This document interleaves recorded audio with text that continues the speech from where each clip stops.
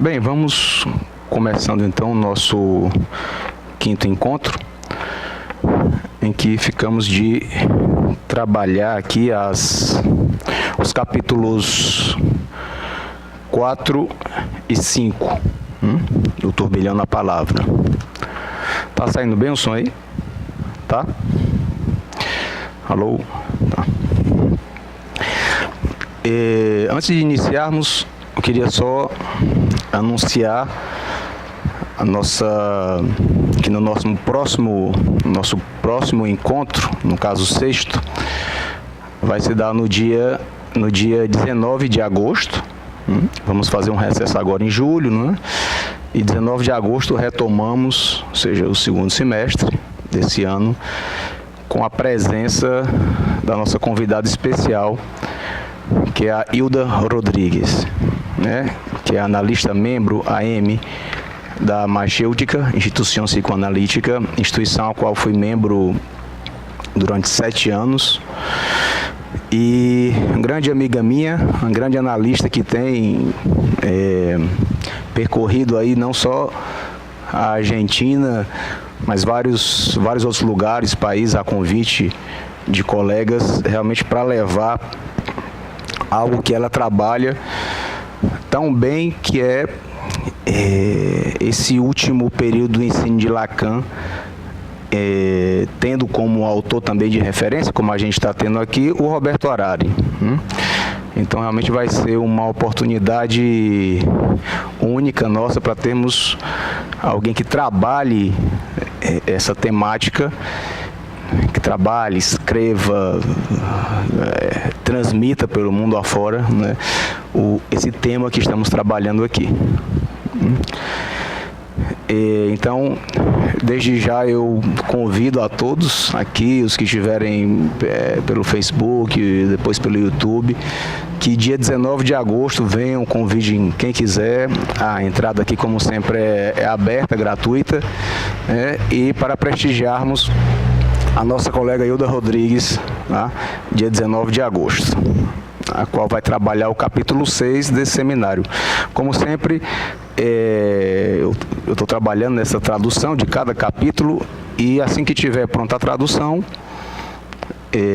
antes do dia 19 de agosto, eu encaminho por e-mail para aquelas pessoas que se inscreveram, né,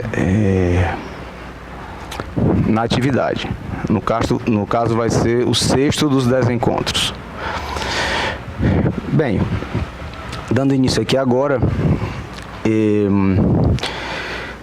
retomando de onde mais ou menos paramos no encontro anterior, nessa segunda parte, a página 10, do capítulo 4 ainda, né? Em que ele intitula Aspirado pelo Buraco. Ele está falando desse buraco, além de ser uma referência de Lacan,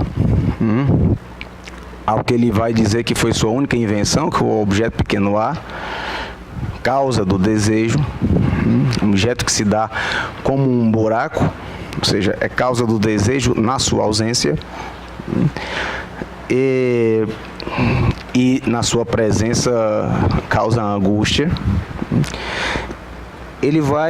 O Harari aqui vai trabalhar algumas citações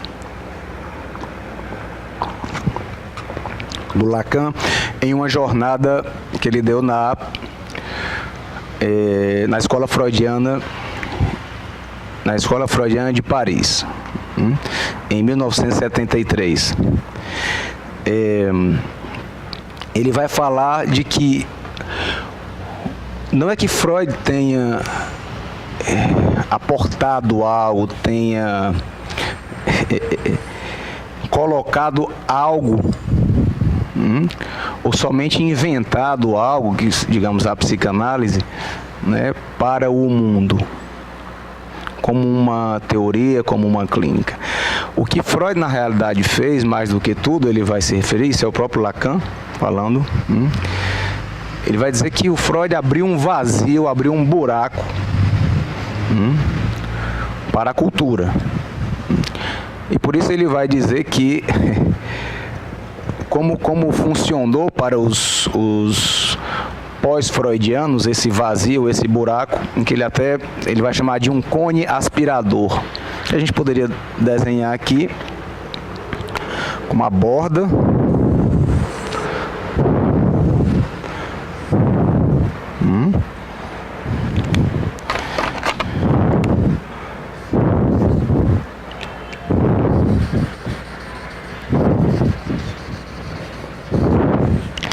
Ele vai falar que, na verdade, os analistas pós-freudianos, e os da época de Freud mesmo, né,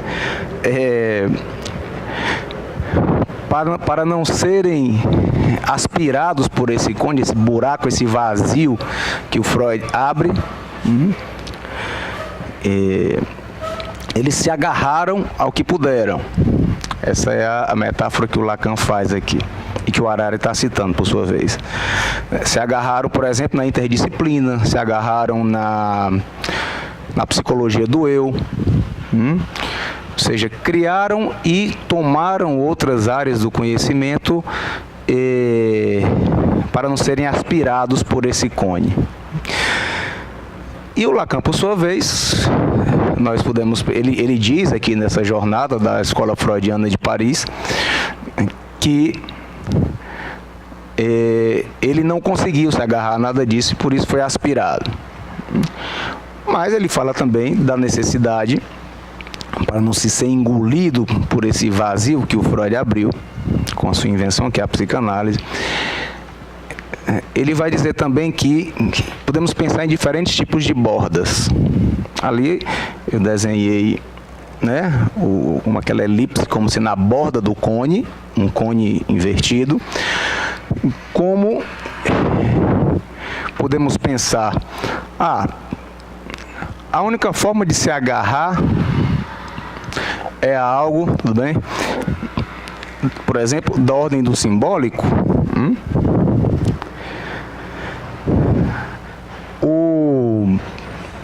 O Lacan vai trabalhar aqui, e o Harari vai desenvolver em cima disso, e se utilizando de outros autores também, que eu não vou ficar citando todos aqui. Eu vou tentar fazer a minha leitura desse capítulo e do capítulo 5, que estão juntos aqui no que eu estou apresentando, que, de alguma forma, o Lacan também, podemos pensar, se utilizou de algumas ferramentas, áreas do conhecimento, como a linguística, inicialmente, a lógica, uma ideia da lógica como uma lógica articulada, como uma forma de se pensar a articulação da linguagem também, mas de que sempre, ou pelo menos nesse período inicial e no meio do seu ensino também, em que a lógica, ele trabalha de forma muito forte, a lógica. Digamos que a ideia que ele tem da linguagem, e aí ele diz aqui que a única forma de se agarrar, só se poderia se agarrar na borda da linguagem, que não é a mesma coisa de dizer a borda do simbólico. A gente vai já ver por quê aqui.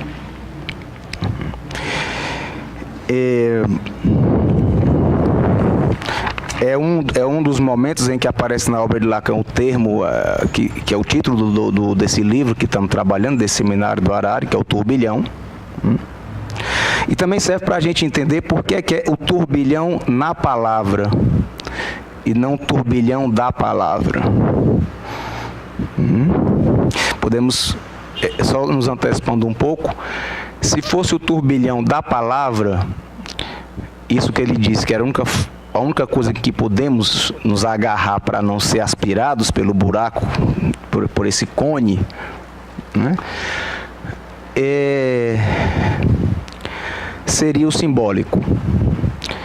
Mas quando ele diz na palavra, é algo de outra ordem, que não da ordem do simbólico, que faz turbilhão no que é da ordem do simbólico. Não sei se vocês percebem uma diferença.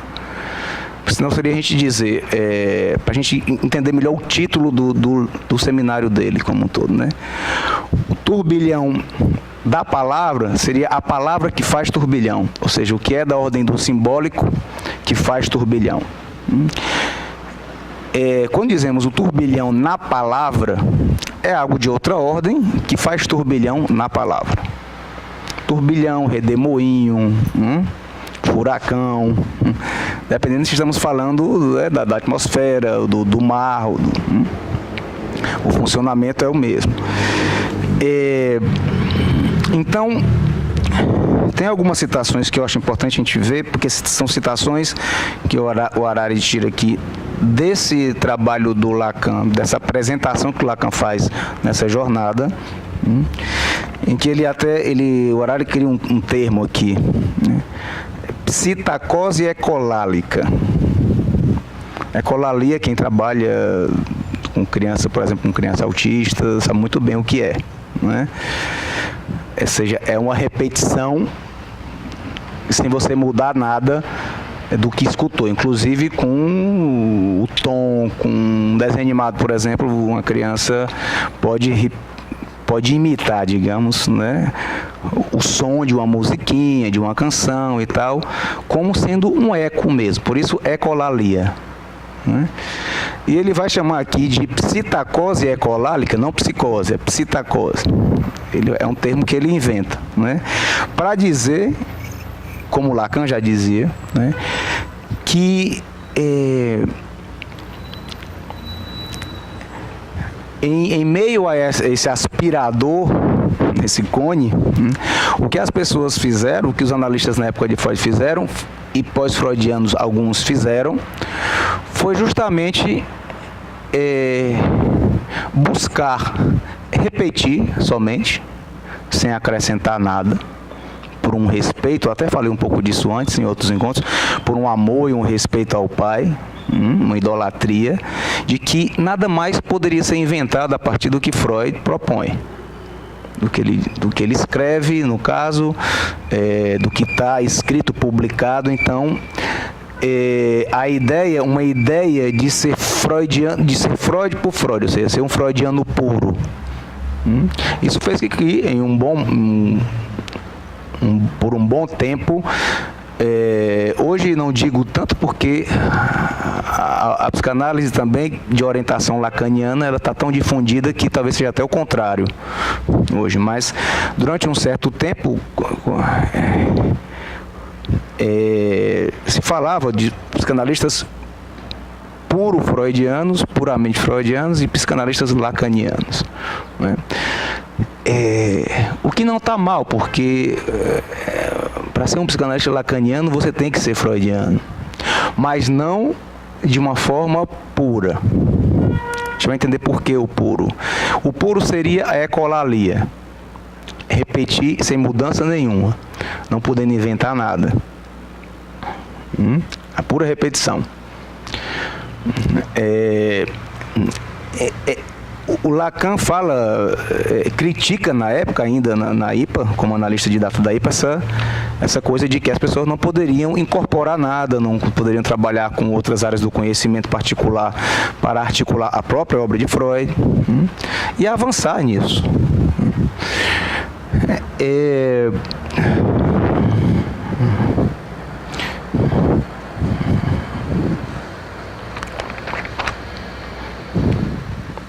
o que ele vai chamar de cair na repetição imaginária dos termos de Freud. Pegar um termo inconsciente, por exemplo, pronto, aquilo ali, pulsão, né? E é interessante que eu já falei outras vezes, não sei se aqui, como o Lacan inicia o seu seminário 1. Na abertura do seminário 1 ele fala da importância de não se tomar os termos de Freud, o que Freud escreve, né, apenas como palavras gastas, né? Ou seja, que cada um daqueles termos, cada teorização de Freud está aberta à revisão constante. É uma coisa que Lacan já tinha em mente desde o início. Isso está na abertura do seminário 1.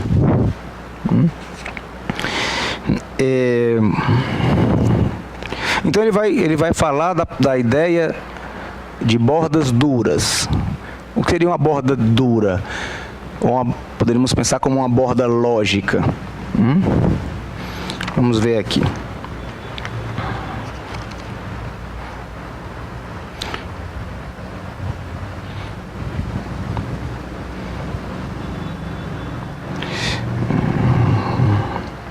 Na página 14, alô, na página 14, tem uma citação muito interessante, que logo depois que ele intitula Borda Real à Linguagem.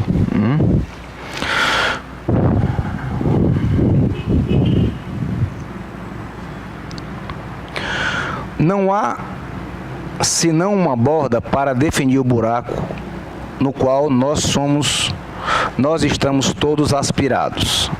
Esta borda é a linguagem. E entenda-se então, eu me agarro bem à borda, mas por isto entendo agarrar-me à borda real, aquela graças à qual há o maelstrom, que é o turbilhão em questão. É a borda o que permite, define os limites, ainda que seja uma borda movível.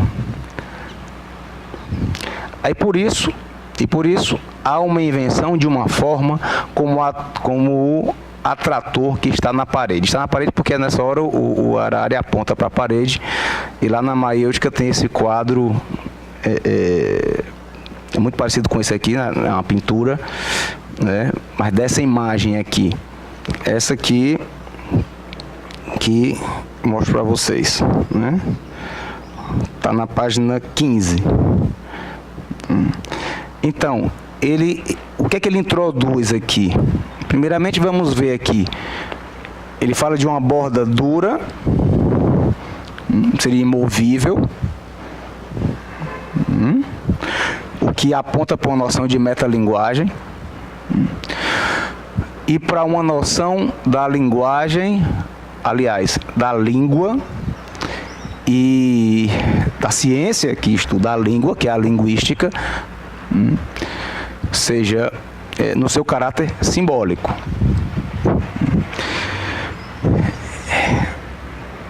Mas ele diz, é necessário pensarmos numa borda movível. O que ele toma como modelo para isso é justamente o atrator estranho, só para a gente entender um pouco melhor.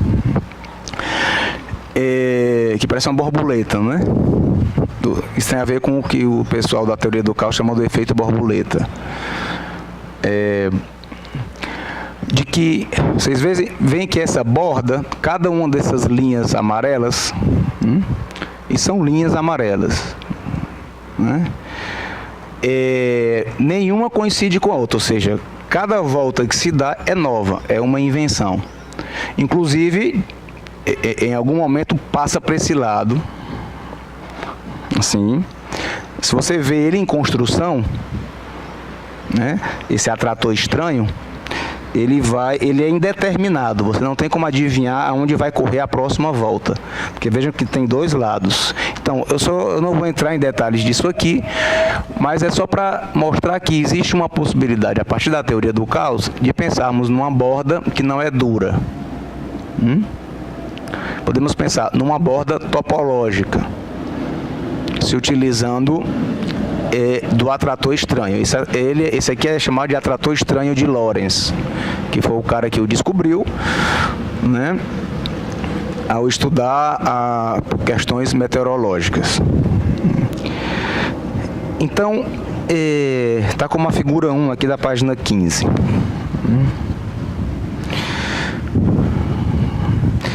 Vou ler aqui, que fica melhor. De novo, né? Não há senão uma borda para definir o buraco no qual nós estamos aspirados. Esta borda é a linguagem. Assim, e são as palavras do Harari. Assim, podemos dizer que a lógica é do simbólico e a linguagem é do real. Reencontramos, e já trabalhando a obra de Joyce, que se trata da linguagem, que não é uma abstração dos linguistas. Talvez esta seja, cada língua, em todo caso, o trabalho feito em cada língua. Mas sim que a linguagem em sua latência, é linguagem em um sentido joyciano, que quer dizer linguagem enquanto translinguisticidade. Possibilidade de passagem de línguas. É nessa ordem que é o real. É aqui que ele aproxima, que é o real, por exemplo, da fonética, da fonetização. Não o simbólico do significado, que sempre vem a partir de um significante. Então aqui ele já introduz também o que ele futuramente vai trabalhar bastante e que, digamos, talvez seja o objeto, entre os objetos da pulsão, que o Lacan menos trabalhou, que é o objeto vosso.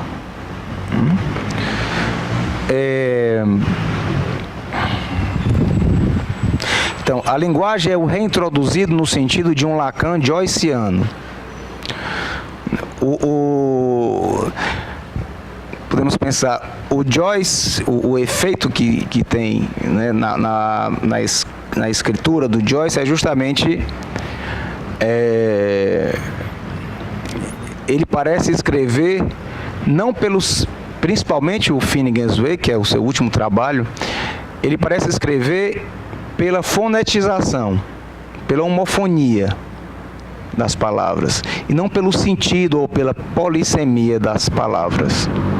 Isso é o que chama a atenção do Lacan. O que é importante aqui, embora a gente não conheça assim a obra de Joyce, aqui pelo menos pensar que quando ele diz a única forma de se agarrar, a única coisa que pode se agarrar é com essa borda que é da linguagem, que não é só do simbólico que ele está falando, não é só do significante, não é só do inconsciente.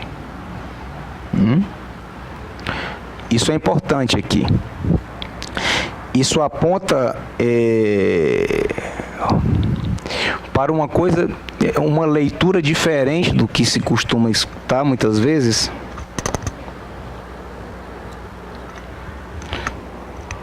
de que existiria o buraco do real, e uma borda do simbólico. Essa borda, existe a relação entre o real e o simbólico, seria em borda, dessa ordem, né? Quando ele fala aqui que é uma borda da linguagem e que não é a linguagem dos linguistas, não é só do simbólico, não é do simbólico que ele está falando, ele muda essa concepção. O que, isso já é uma leitura minha, não está aqui nesse texto, mas eu acho que a gente tem que expor também o que pensa, porque senão a gente faz justamente o que o Lacan tanto criticava, né? Daqui a pouco a gente vai querer ser puro lacaniano, né? Justamente o que tem a ver com uma crítica que eu faço sempre do meio lacaniano, né? Aquela ideia de que a meu ver é mais complicada ainda, porque é você querer ser puro lacaniano no meio do ensino de Lacan, não aceitar sequer o ensino do próprio Lacan. Digamos, eu acho um contrassenso, né, bem complicado nesse. Mas tudo bem.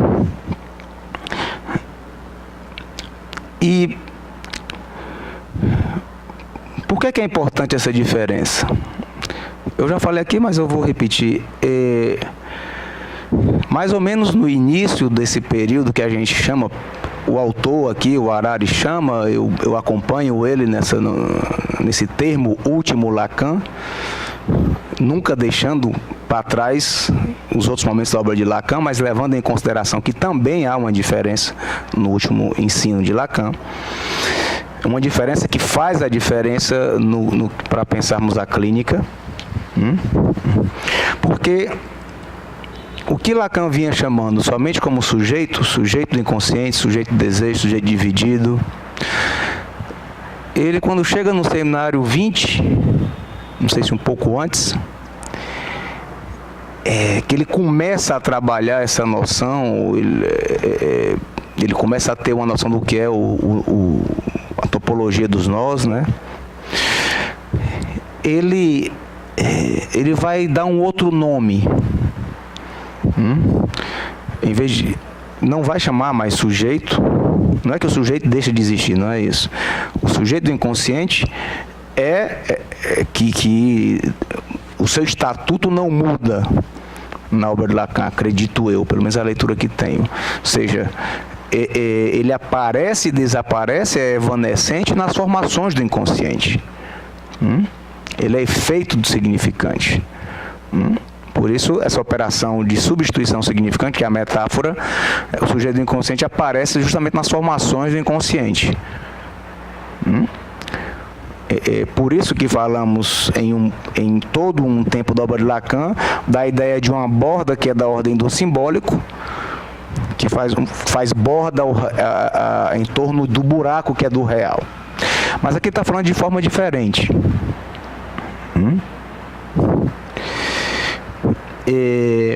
Por que é interessante? Porque do jeito que ele fala o sujeito dividido, o sujeito inconsciente, como uma falta a ser,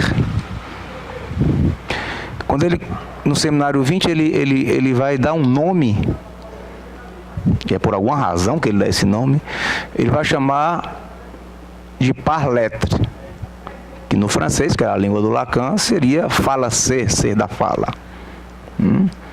Tudo junto, par lettre. Ele não diz sujeito, diz fala-ser. Então, veja que podemos articular, essa é a leitura que eu faço, com a noção dessa borda com fala-ser, e não somente com falta-ser. O fala-ser nós podemos aproximar da noção de real, e o falta-ser, ou sujeito, que está como uma negação aí, como a noção do simbólico. Aí você pode me perguntar, e o que é que isso muda em termos de clínica? Primeiramente que o analista, a partir dessa concepção, ele não está restrito somente à escuta do significante, ao que é muito bem demonstrado pela noção de metáfora, pela noção que a lógica, dado o que seria a linguagem, essa linguagem, que é da ordem do real, ela é justamente o que não é captado pela lógica, o que não é articulado pela linguística. Por isso ele trabalha aqui os autores lógicos, como Frege, como o Saussure, como o Jacobson. Mas por quê? Porque ele vai, com o tempo, com o seu trabalho, essas teorizações vão caindo, ao ponto dele dizer aqui, olhem só, depois de falar do simbólico, dessa coisa da importância tão grande do simbólico, né? Ele vai dizer na página 17, esta é uma das estupidezes de meus começos. Isto foi um erro, me precipitei, me vangloriei disto, mas não é assim, uma e outra vez. Aí ele diz, aqui o diz a respeito do dar-lhe corpo ao simbólico na linguística. Ou seja, de tomar a linguagem somente do ponto de vista do simbólico.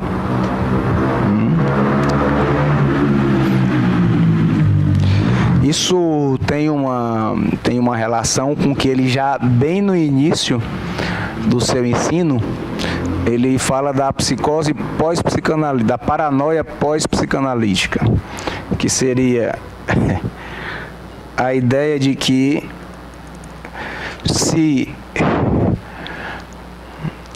uma análise não avança o tanto que deveria avançar,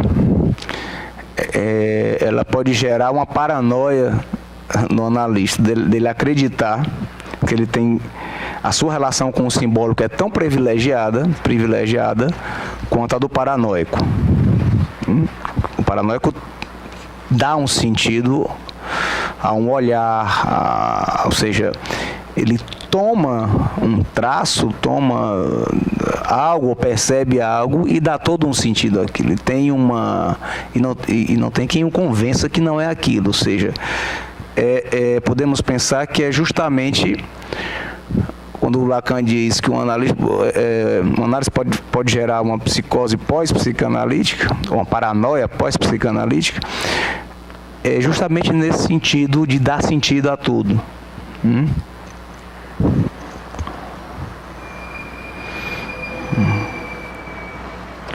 Vamos ver aqui.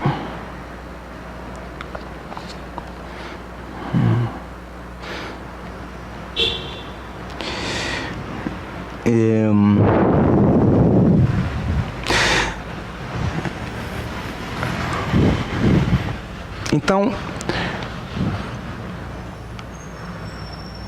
na realidade, o Lacan ele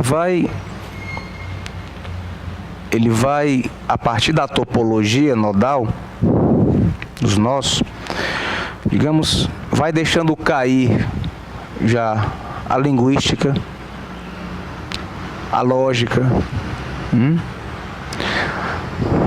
e aí nós podemos pensar, mas fica tudo perdido que ele trabalha nos seminários lógicos, digamos, onde ele trabalha a lógica? Claro que não.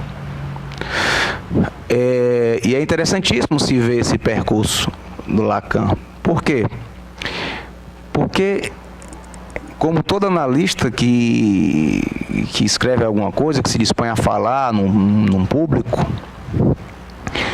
para um público, é algo da clínica, da sua análise, da sua relação com a psicanálise em intenção, que se impõe a isso, ao que ele escreve, ao que fala. É radicalmente diferente da ideia de que o analista se forma na teoria. É algo na análise dos efeitos de análise para ele próprio, como na sua experiência como analista, que, claro, com a teoria, porque senão cada pessoa ia inventar uma coisa diferente, como alguns já fizeram. Mas que você possa, a partir daí, digamos, dar suas contribuições. Por isso a ideia, por exemplo, falávamos hoje na jornada da letra freudiana, agora pela manhã, da estrutura dos dispositivos que Lacan cria, do cartel, do passe, e como vão todas nessa mesma linha de pensamento, nessa linha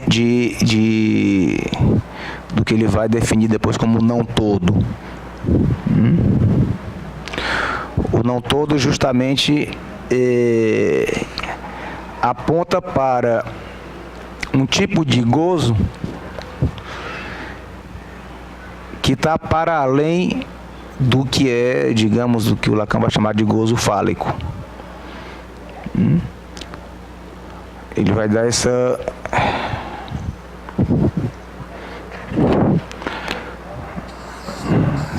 o significante fálico, né? Ou seja, para se falar, veja como é interessante isso, para se falar da linguagem, em um certo momento ele vai trabalhar, eu não vou escrever aqui que vai demorar muito tempo, o quadro da sexuação, em que ele vai dividir o que seria o lado supostamente homem e supostamente mulher, para falar de um lado do gozo fálico, que está para a mulher também, e do outro lado de um gozo suplementar, que também está para o homem, não só para a mulher, em algumas situações, como tem a ver com a posição do analista também. É interessante, porque só me veio agora essa ideia, porque essa correção que o Harari faz Esse aforismo todo mundo já deve ter ouvido, o inconsciente é estruturado como uma linguagem. O Harari diz aqui, levando em consideração a linguagem a partir do estudo do Joyce, que é outra coisa, não é mais a língua, mas é a translíngua. O Joyce escrevia em várias línguas também, isso chamou a atenção do Lacan. Eles, para sermos mais corretos, teríamos que mudar para o inconsciente é estruturado como uma língua, como a língua dos linguistas. Embora ele tenha subvertido o signo de Saussure, mas ainda assim a relação de significante e significado ali fica, digamos, como um modelo para o que é da ordem do inconsciente. Veja como vão mudando os termos, né? A gente pode pensar também que acontece a mesma coisa com o que eu falava, aliás, o que o Lacan falava no início do seu seminário sobre os termos que Freud vai criando, né? Ficam abertos à revisão constante. Os dele também. Ele começa com a questão da linguagem, que é o que fica de lado, digamos, pelos pós-freudianos, colocados de lado. Digamos que o sentido ou o significado funciona de uma forma muito mais forte do que o significante, do que a palavra, né? Então ele coloca a noção de enunciação, em um primeiro momento do seu ensino, em detrimento da ideia do enunciado.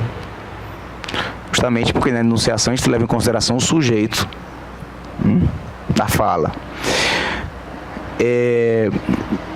Mas veja que a própria noção de linguagem aí depois muda. Passa a não ser mais só do simbólico. Para o próprio Lacan. Por isso que é complicado alguém ser puro meio lacaniano. Né?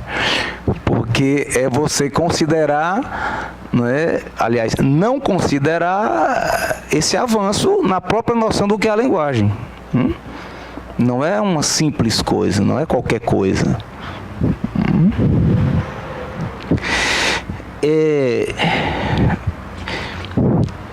Ele vai trabalhar aqui na parte 3 do capítulo 4 ainda, para a gente entrar já no 5.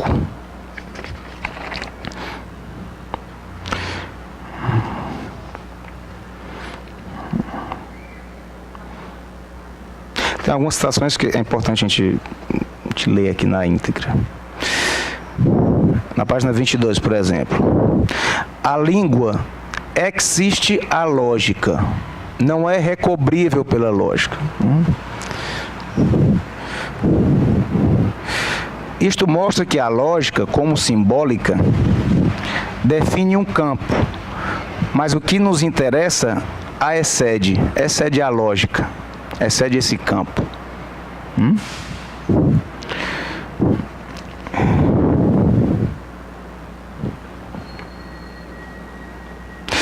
Por exemplo, é um absurdo se perguntar se existem linguagens que são verdadeiras. Olha como é interessante isso, né? Você poderia se questionar, por exemplo, se uma linguagem, digamos, se você toma a linguagem como isso da ordem somente do simbólico, né? A linguagem, sei lá, dos incas, o quechua era verdadeira, a linguagem, sei lá, das cavernas, quando se começou a falar, era verdadeira. Ele aponta para a impossibilidade de se pensar isso e a idiotice que é pensar isso, porque o que trabalha com o verdadeiro e falso é a lógica. Se uma proposição é verdadeira ou falsa, se uma afirmação é verdadeira ou falsa. Não é? Então, se você tem a presunção de questionar se uma linguagem é verdadeira ou não, né? A linguagem, por exemplo, do autista, é você considerar que ela tem que se enquadrar numa lógica. Eu já escutei colegas falarem que foram a eventos em Paris, de eventos sobre autismo, em que algumas crianças e adultos autistas falaram, inclusive apresentaram trabalhos, falas, E alguns diziam, eu não sei porque esse pessoal, os analistas, linguistas, todo mundo, porque querem entender como é a lógica da nossa linguagem. É diferente. Ou seja, o que ele está dizendo? O que era para ser óbvio, né? Mas não é de jeito nenhum. Né? E funciona de uma forma diferente. Nós podemos dizer aqui, então não é verdadeira a linguagem do autista. Como é que você pode dizer se ela funciona em outra lógica? Então veja como é interessante se pensar com esses elementos aqui, né, desse período do ensino de Lacan, questões tão atuais. Porque se você se detém com a idiotice de dizer, tem sujeito inconsciente, não tem sujeito inconsciente, é psicótico, aí não tem sujeito inconsciente, não tem nome do pai. Você não avança. Existem vários outros elementos além das formações do inconsciente.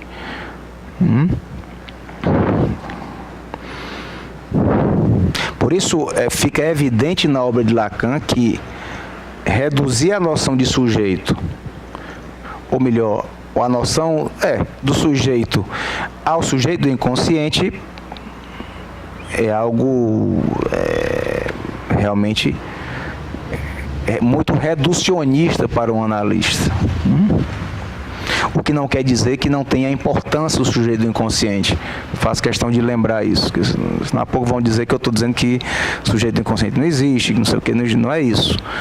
Eu estou dizendo que não se pode pensar uma clínica reduzida a isso.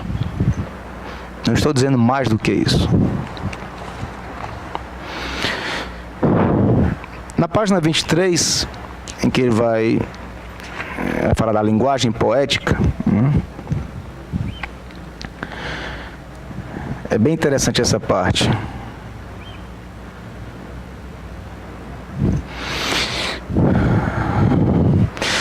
E tem aqui uma citação do Frege. Existe na criatura, é do Cacciari, lendo o Frege, né? Existe na criatura uma finitude radical, que em Frege tem como símbolo a insuperabilidade da díston, da poesia. O poeta, esse termo poeta está naquele texto de Freud, o poeta e a fantasia, o criador literário e a fantasia, que por sua vez o Harari traz para o fantasma. Ele diz: a violência, a forçagem que o poeta imprime à língua é em função da fantasia. Nós dizemos fantasma, essas são as palavras do Harari. O fantasma é o que se forclui em função da lógica. Olha que interessante, porque tem o seminário do Lacan, o seminário 14, que é a lógica do fantasma. Ele está dizendo aqui, o fantasma é o que se forclui em função da lógica. A lógica pode realizar o ideal da forclusão do sujeito, uma linguagem purificada. E ao dizer purificada, é purificada de sujeito, ou seja, leia-se do fantasma.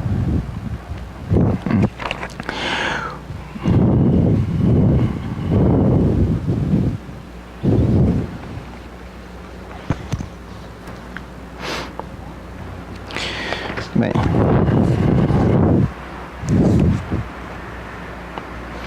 ele termina esse capítulo dizendo, né?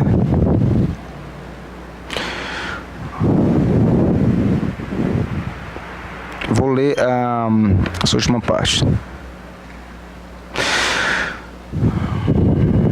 Não é somente, então, a lógica, mas além disso a linguística. Tampouco é para agarrar-se à borda do cone de aspiração, porque a linguagem, o que verdadeiramente trabalha, digo linguagem, não língua, como a gente já trabalhou aqui essa diferença, né? O que podemos fazer com a linguagem é poesia. E voltamos a nos encontrar com a operação da forçagem. Como diz Lacan no Seminário 24, não há poesia sem forçagem. Então, o que excede na linguagem, ou o que excede da língua, né, ou que se pode pensar como gozo, né, que é o que o Lacan diz no Seminário 20, por exemplo, de que o analisante, ao falar, não quer saber de nada. Veja como é radical, né? Ele fala ali para gozar. Ou seja, a própria noção de suposição de saber, que claro, ele, acredito, não destitui essa ideia da suposição de saber no analista, mas a noção de forçagem, isso do que excede, do gozo na fala, né? Isso que é da ordem realmente do real, da linguagem, nessas características aqui, não somente simbólica, mas também de real.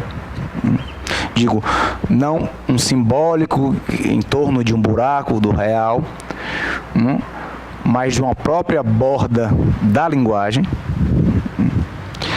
Isso, como ele cita também, nos aproxima a noção que ele vai dar no início desse último período, que ele vai chamar de la langue, a língua. Bem,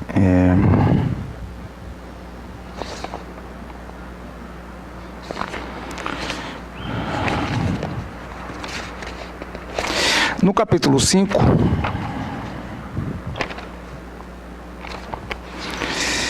ele vai entrar, é como realmente uma continuação do que ele vem trabalhando com esse lógico, com Frege.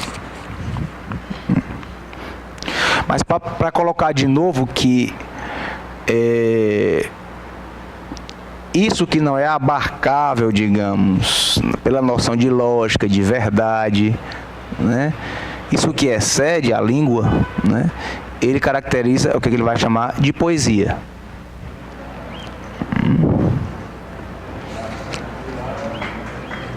Não é à toa que a poesia para os gregos, né, ou seja, a própria noção, ela é muito mais relacionada à noção de uma divindade do que da razão.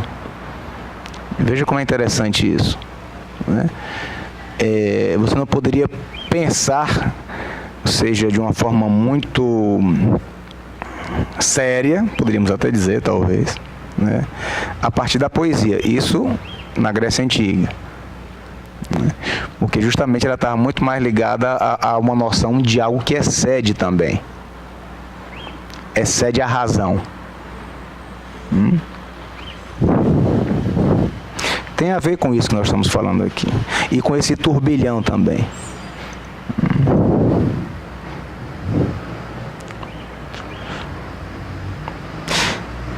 Olha na página 8, que interessante, do capítulo 5.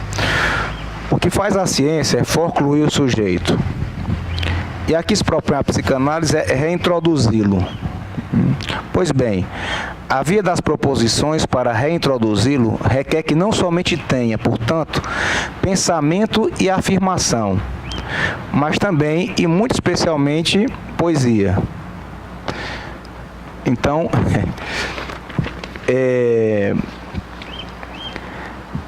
podemos pensar, considerando somente essas áreas do conhecimento, como a lógica, a linguística, você está forcluindo o sujeito também. O sujeito, pelo menos a partir desse momento, da concepção de Lacan, nesse momento da sua obra. Ele tem que introduzir aí como uma noção a poesia,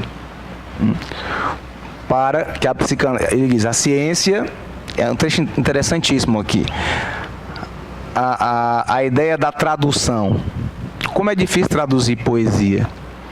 Já um texto acadêmico, científico, você pode, inclusive existe estilo de tradução para texto especificamente científico, né? Mas você traduzir poesia, traduzir um poema é muito complicado. Porque ele toma elementos também desse excesso da língua que tem a ver com a fonetização e não somente com a fonematização.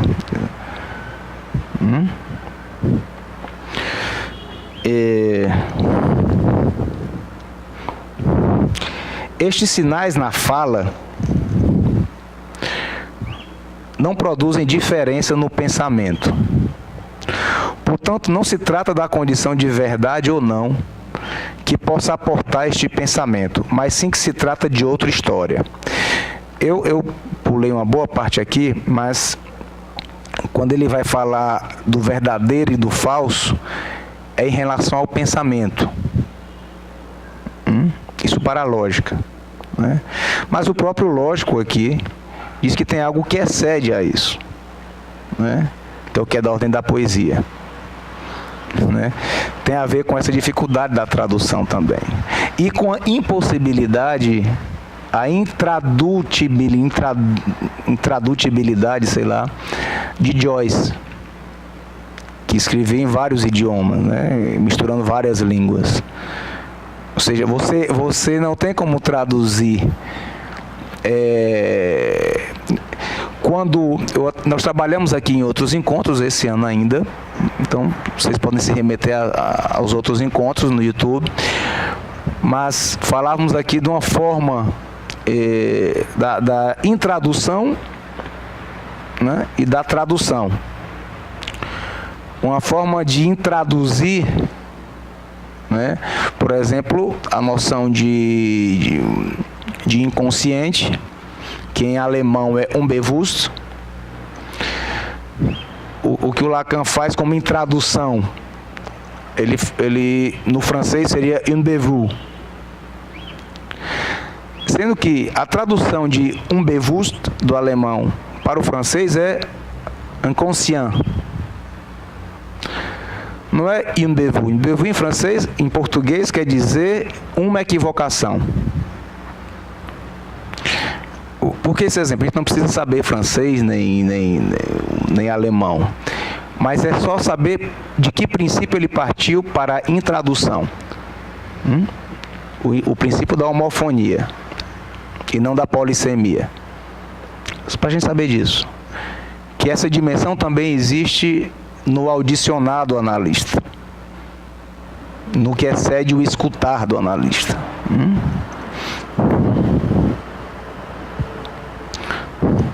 O que em uma poesia pode se chamar atmosfera, perfume, luminosidade, o que se expressa mediante o tom e o ritmo, não pertence ao pensamento. Olha que interessante. É interessante também porque é uma das formas de se falar do inconsciente para Freud. Ele chama Gedanken, que é pensamento em alemão, pensamentos inconscientes. E ele está dizendo aqui, a gente pode até pensar, né? O que é dessa ordem aqui, da atmosfera, do tom, da luminosidade, do ritmo, não é da ordem do inconsciente estruturado como uma língua. Que essa noção de linguagem ultrapassa essa de língua.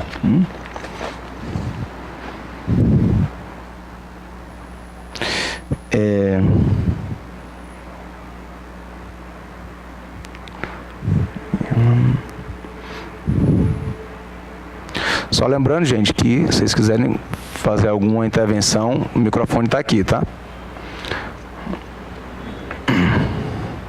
Só levanta o dedo e...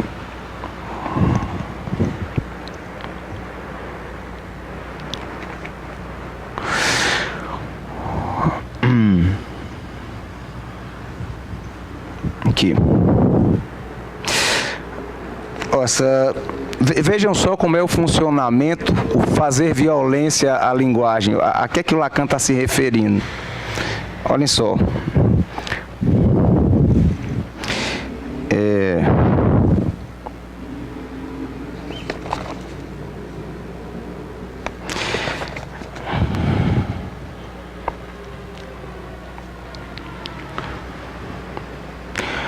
O pensamento de que seja uma afirmação, e esta outra condição, que é onde Lacan está centrando-se para captar que a questão da verdade fica reservada à lógica. A página 9. E no seminário 23 ele vai fazer essa equivocação entre vérité e varité. Podemos trazer para o português aqui, que também tem não é tão homofônico, não é tão próximo foneticamente um do outro, mas em português seria, em vez de verdade, variedade. Porque fica vérité, varité. É bem mais próximo, né? Mas na nossa língua seria verdade, em vez de verdade, variedade. Ou seja, a verdade aponta para uma coisa, é certo ou errado, é verdadeiro ou falso. A variedade não, é uma abertura, é um leque, né? Então ele trabalha muito assim, a transmissão do Lacan. Por isso é importante a gente, mesmo sem saber a língua do Lacan, o francês, ter uma noção de como funciona.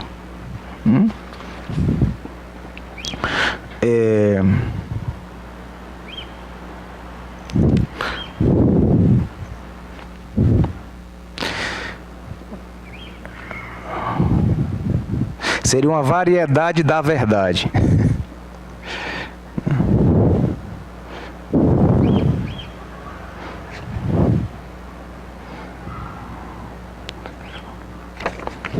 Vamos ver aqui.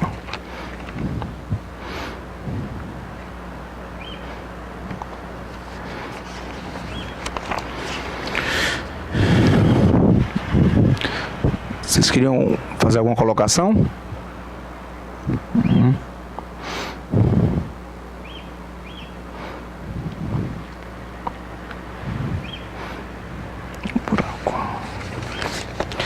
Eu marquei algumas coisas aqui na página 14 do capítulo 5, que vai chamar de encontro afanizante. Vocês veem aí?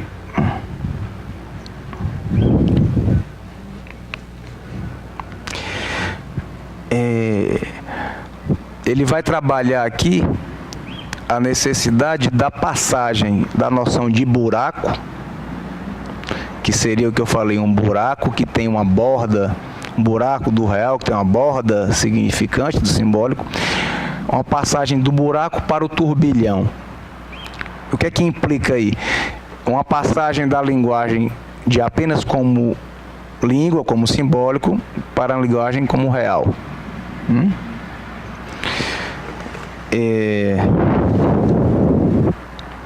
Ele vai falar.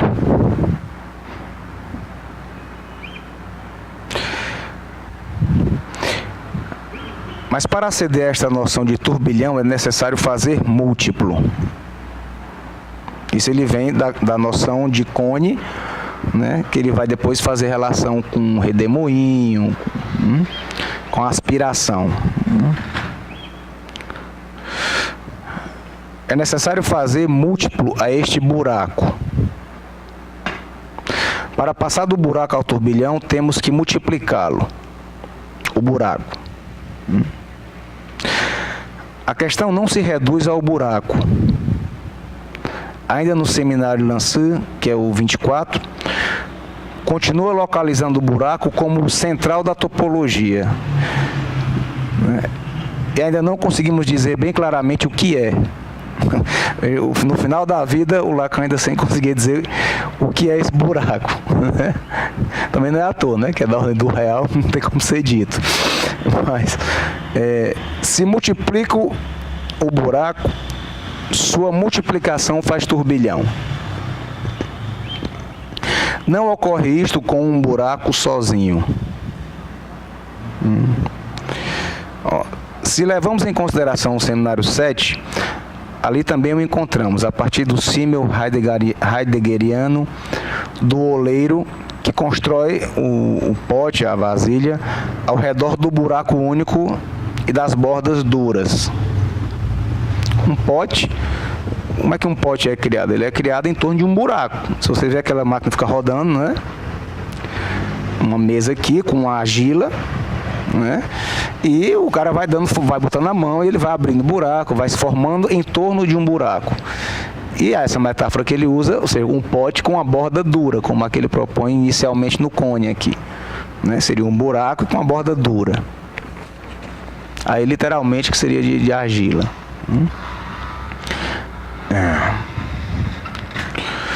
É quando ele trabalha, né? Ele toma esse exemplo para estudar a sublimação.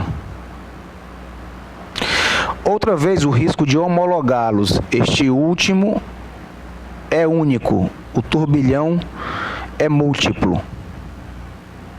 Este último, esse do exemplo do oleiro, né? E o turbilhão é múltiplo.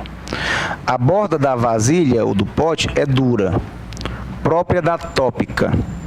O outro é móvel, com a propriedade de deformação contínua própria da topologia.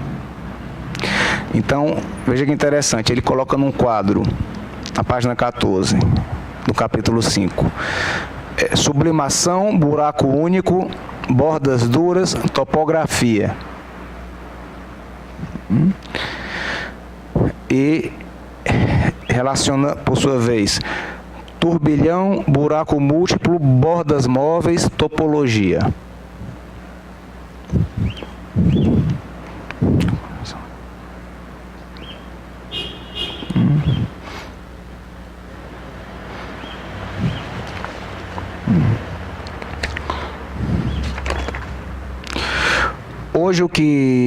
Hoje na jornada pela manhã da Escola Letra Freudiana, né, que é do Rio de Janeiro, mas temos colegas daqui, que moram aqui também,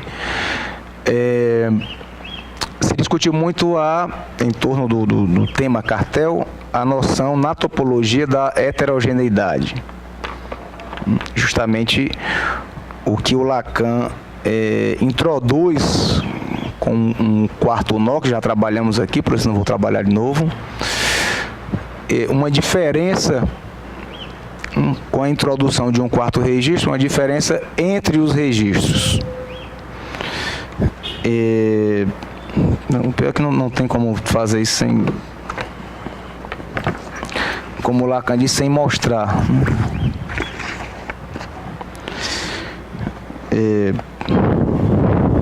Tínhamos falado de que a homogeneidade seria, pensamos aqui, a partir de um falso buraco, temos uma reta infinita. Eu já trabalhei com mais detalhes em outros encontros aqui, tá tudo no YouTube. E a construção aí do nó borromiano de 3 consistências que são equivalentes. A relação de uma com as outras duas é idêntica. Tanto que, para você diferenciar elas aqui, se fossem todas da mesma cor, não tem como você diferenciar como uma se relaciona com a outra, já que todas se relacionam com as demais da mesma forma. É necessário pintar, ter cores para diferenciar. Enquanto que a condição borromiana, se você cortar as demais se soltam, né? Enquanto se você tiver 3 sobrepostas,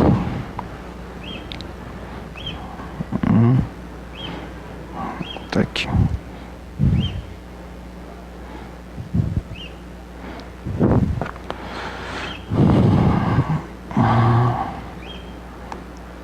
Sim, só lembrando, gente, não sei se só a Miriam estava aqui. Você já estava ano passado, Giovanni? Nós fizemos aqui passei uma noite aqui querendo construir a cadeia borromiana de 6.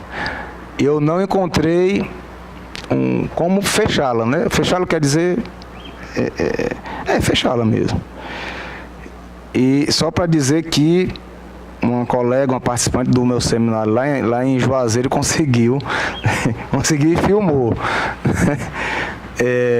Vou pedir para ela fazer pessoalmente no próximo encontro que tiver lá, né? Mas é muito legal, que é que ele apresenta no final do ensino mesmo, seminário 25. Então aqui são 3 sobrepostos, e você passa um quarto,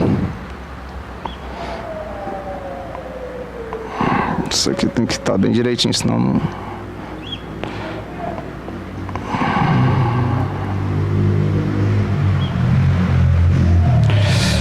Acho que é assim. Então o que acontece aqui, mesmo se eles tivessem cores diferentes, aliás, cores iguais, você teria como distingui-los. Por quê? Porque ó, aqui eles ficam um do lado do outro em cadeia, né? Vocês podem ver aqui também. Mas já se você coloca o preto e esse outro na extremidade, eles não ficam. Então, o quarto gerou uma diferença. O que tem a ver com a ideia do mais um também no cartel, né? Com a ideia do passe, da nominação, tanto do mais um como na dominação do passe do analista da escola. Ou seja, fazer diferença, mas não no sentido de uma hierarquia, de que um é melhor do que o outro, como por exemplo um mestre é uma autoridade maior do que um graduado e um doutor, ou seja, não é essa a ideia, né? Alguém pode até imaginariamente querer se utilizar disso, mas não é para isso que serve a noção do passe, nem a do mais um no cartel. Acredito eu, tem muito mais a ver com a ideia de introduzir uma diferença, justamente para não ser tudo homogêneo demais, todo mundo falando do mesmo jeito sobre aquele mesmo tema. Então a heterogeneidade é radicalmente importante, necessária, né?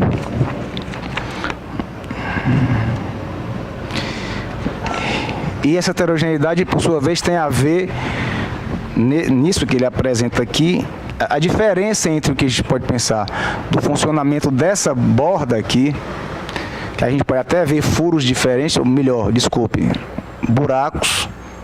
Um buraco é diferente de um furo. O buraco justamente tem a borda ao redor, o furo não. Então, podemos até pensar em dois buracos aqui, né? Como uma forma também, a partir da teoria do caos, de mostrar uma borda que está em movimento, e não como uma borda dura, como ele propõe com esse exemplo do pote e do oleiro no seminário A Ética da Psicanálise, seminário 7. Então, vejam que as próprias ideias do próprio Lacan, ele vai avançando, vai mudando a noção de linguagem, de simbólico, da relação entre os registros, e podemos ver isso avançando muito na topologia, que aí eu volto a dizer, esse já é um aforismo meu, né? Busco na teoria o que acho na clínica, ou seja, você estuda, é empurrado, é impulsionado, algo do seu desejo, ele causa a estudar, a ler, a falar para outros, causado também pela presença de outros, ou do Facebook ao vivo, ou do YouTube, mas a partir do que algo da sua clínica causa, da sua análise principalmente causa, né? É por isso que é uma condição de sobrevivência da psicanálise a sua reinvenção.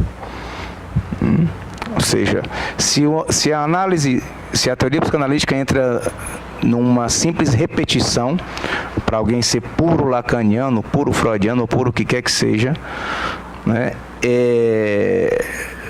a psicanálise estaria condenada a realmente se acabar, se extinguir, né? Então a ideia não é essa. Por isso a heterogeneidade é tão importante para pensarmos, inclusive, a sobrevivência da análise.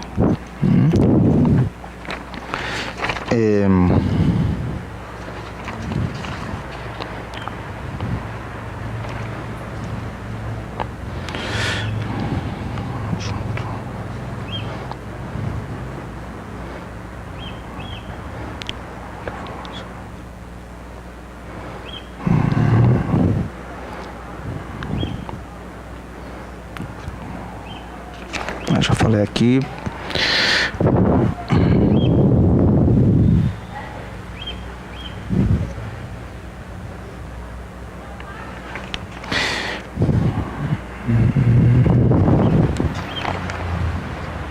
ele trabalha novamente, vai introduzir... sim, só lembrando, viu? Dia 1º vai ser nossa aula do curso aqui, tá? 1º de julho. Daqui a 2 semanas. Sim, falar nisso, pessoal, que vocês assinem aqui, tá? Para eu poder mandar o e-mail de convite para a aula do curso sobre o inconsciente.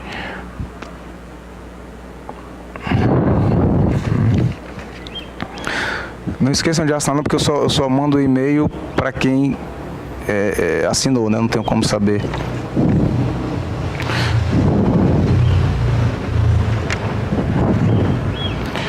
Bem,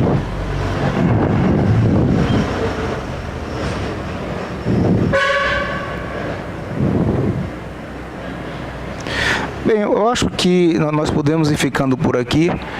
Esse capítulo 5 é mais um detalhamento do que ele propõe no capítulo 4, mas é importantíssimo que se leia, claro, né? E ele reforça a ideia de se utilizar do atrator estranho de Lorentz para se falar dessas bordas da linguagem, mas a linguagem já não somente como simbólica. Dessa linguagem que é necessário que ele se utilize da poesia, da poética, e não se reduza à lógica ou à linguística. Ou seja, você pode pensar assim, né? Mas o que é que tem a ver a teoria físico-matemática do caos? Que relação isso pode ter com poesia? A partir da psicanálise total. E é interessante porque justamente a teoria do caos, o que é que ela coloca em questão? Né? A física clássica, principalmente. A noção de predictibilidade. É justamente aí, ou seja, fazendo um paralelo da língua com a física clássica, a língua, digamos, da linguística com a física clássica, a poética é para a linguística o que a teoria físico-matemática do caos é para a física clássica. A gente fazer um paralelo aí, para a gente entender por que a utilização dessas áreas do conhecimento, né? Como eu costumo dizer aqui algumas vezes, não é por capricho, né? Esses autores, Lacan, o próprio Harari, se utilizam dessas ferramentas como uma forma de não repetir. E aí eu finalizo, e se alguém tiver alguma colocação a fazer, estou aqui à disposição. Eu finalizo com uma citação do Picasso, que é muito interessante também. Que quando questionam a ele se ele teve influência de alguns pintores, de alguns mestres, digamos, espanhóis, né? Ele disse: eu nunca tive problema nenhum em assumir que eu tive influências, né? De outros pintores, da atualidade, inclusive, e tal. Até porque eu sempre detestei a ideia de imitar a mim mesmo. O Picasso tem essas tiradas bem interessantes, né? Como a outra que ficou bem famosa por causa do Lacan, né? Que é eu não procuro, acho. Bem, a gente fica por aqui, né? Já está anoitecendo também, a gente começou um pouco mais tarde hoje, e volto a dizer e convidá-los, né, para que dia 19 nós vamos fazer um recesso agora em julho. Vamos ter só dia 1º agora para quem veio hoje, somente aqui presencialmente, a próxima aula do curso sobre o inconsciente, como fundamento teórico da clínica de Freud e Lacan. E o nosso próximo encontro, né, vamos estar aqui com a nossa convidada especial, a Hilda Rodrigues, da Maiêutica, de Buenos Aires, e que nós vamos aqui trabalhar com ela o capítulo 6, que eu vou enviar a tradução para o português para vocês antes do encontro, mas só adiantando já, vocês possam se programar, convidar também colegas, não só da área da psicanálise, que tenham interesse pela psicanálise, mas de outras áreas também, para prestigiarmos aqui a colega, né, que vem de tão longe aqui para nos agraciar aqui com com a sua exposição, tá bem? Até lá então.